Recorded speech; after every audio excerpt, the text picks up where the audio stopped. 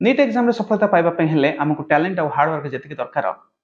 Strategy मध्ये सेति दरकार। लास्ट वीडियो हम कथा हेतिले पार्किंसंस लॉ विषय रे।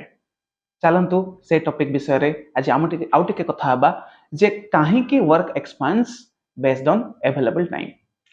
प्रथम जिंस जेतेबेले हम पाकर बहुत समय थाए आमे कामडा को बहुत परफेक्टली करबा पई चेष्टा करू। द्वितीय जिंस जेतेबेले हम पाकर बहुत समय थाए आमे कामडा को कॉम्प्लिकेटेड वे रे करबा पई चेष्टा करू। जो कामडा 2 स्टेप हे जाइथांता ताको हम 5 स्टेप करिकि सॉल्व करबा पई चेष्टा करू कॉम्प्लेक्स वे रे। तृतीय जिंस जेतेबेले हम पाकर किछि गोटे target time bound target set हे न थाए अर्जेंसी फील न थाए आमे कंप्लेसेंट हे जाऊ बा लेजी हे जाऊ तेनु करे कामडा स्लो हुए। सेम जिंस एक्जेक्टली एग्जाम हॉल भितरे हुए। जदि आमे बायोलॉजी को मु 1 our he Devi sorry biology को मु 45 मिनिट ही देबी केमिस्ट्री को मु 1 आवर ही देबी 45 प्रथम 45 मिनिट परे मु बायोलॉजी को बंद करिबी नेक्स्ट टॉपिक को जिबी नेक्स्ट 1 आवर परे मु केमिस्ट्री को बंद करिबी फिजिक्स को ही जिबी ए प्रकार आमे जदि टाइम बाउंड सेट न करिबा ताहाले मु जहा तीनटा इफेक्ट कहली गोटे होची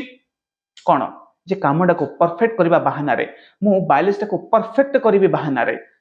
एक्चुअली सतरे भी एमती होता कि जे बायोलॉजी को आमे समय देकी 360 360 आनी देले सेमिति तो हबोनी से बायोलॉजी रे 45 मिनिट करिकि भी आमे फिजिक्स केमिस्ट्री को जाइथिले धरि नियंतु हमर से 280 आसी थांता एबे मध्य बायोलॉजी को परफेक्ट करिबा ना रे फिजिक्स केमिस्ट्री न जाय के मध्य से 280 ही आनले राइट तो 360 तो आनिलेनी किंतु एक्चुअली साइकोलॉजिकली ए जो परफेक्ट करिबा ना रे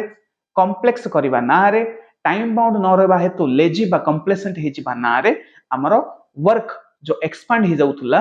अन्य समय को नहीं जाउथला पूरा अवेलेबल समय को नहीं जाउथला सेटा को बंद करा जाय परिबो। तो बायोलॉजी को 45 मिनिट प्रथम दियंतु समय